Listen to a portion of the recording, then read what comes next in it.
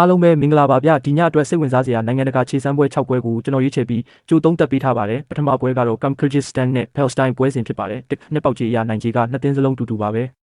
အာရှအသင်းချင်းချင်းခြေစမ်းတာဖြစ်ပြီးခန်းစစ်ပိုင်းကိုပိုတတိထားကစားကြမှာပါကျွန်တော်အမြင်အရတော့ဒီပွဲကဂိုးနဲ့ပြီးတတိယရလက်ဒါမှမဟုတ်စီစီနဲ့ပဲပြီးသွားနိုင်ခြင်းများပါတယ်ဒုတိယပွဲကတော့ဒီညရဲ့ highlight ပွဲစဉ်ကြီးဖြစ်တဲ့ Belgium နဲ့ Tunisia ပွဲစဉ်ဖြစ်ပါတယ်လူစရင်ပိုင်းအရောပေါက်ကြီးအရော Belgium ကပြက်ပြက်တသားအသာရနေပါတယ်ဒါပေမဲ့ခြေစမ်းပွဲဖြစ်လို့ဘယ်ဂျီယန်ဘက်ကကစားသမားအသစ်တွေစမ်းသုံးနိုင်ပြီးတူနီးရှားကလည်းခန်းစစ်အသားပေးကစားမှာပါဒါကြောင့်ဂိုးအများကြီးမထွက်ဘဲဘယ်ဂျီယန်ကပဲနှစ်တူးညလောက်နဲ့နိုင်သွားမယ်လို့မြင်ပါတယ်တတိယပွဲကတော့အာမေးနီးယားနဲ့ Kazakhstan ပွဲစဉ်ဖြစ်ပါတယ်အာမေးနီးယားကအိမ်ကွင်းအားသာချက်ရှိတယ်လို့ပေါက်ကြီးမှလည်းပိုပြီးအလေးတာနေပါတယ်ကာဇက်စတန်ကအဝေးကွင်းဆိုရင်ရုန်းကန်ရလေးရှိတာကြောင့်ဒီပွဲမှာအင်ရှင်အာမေးနီးယားကပဲအသာစီးရပြီးနှစ်တလောက်နဲ့ကတ်နိုင်သွားဖို့များပါတယ်စတုထပွဲကတော့အာဖရိကဇုံကအသီးပီးယားနဲ့မော်ဝေပွဲစဉ်ဖြစ်ပါတယ်နှစ်သင်းစလုံးကအင်အားချင်းတိတ်မကွာသလိုခန်းစစ်ပိုင်းအသားပေးတဲ့အသင်းတွေဖြစ်ပါတယ်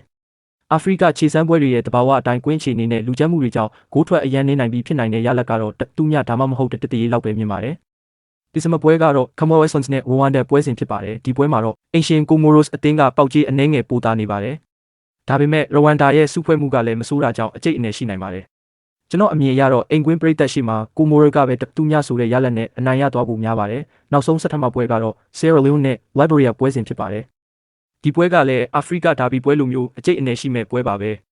Sierra Leone ကအိမ်ကွင်းမှာကစားရမှာဖြစ်လို့အနှဲငယ်အလေးတာနေပေမဲ့ Liberia ကလည်းအလွယ်တကူအရှုံးပေးမဲ့အသင်းမဟုတ်ပါဘူးဒီပွဲကိုတော့တက်နဲ့အပြန်လန်တည်ကြသွားမယ်လို့ခံမှန်းချင်ပါတယ်ဗျာဗီဒီယိုကိုသဘောကျရင် like နဲ့ subscribe လုပ်ထားပေးပါအားလုံးပဲဒီညကန်ကောင်းကြပါစေဗျာနောက်ဗီဒီယိုမှာပြန်တွေ့ကြမယ်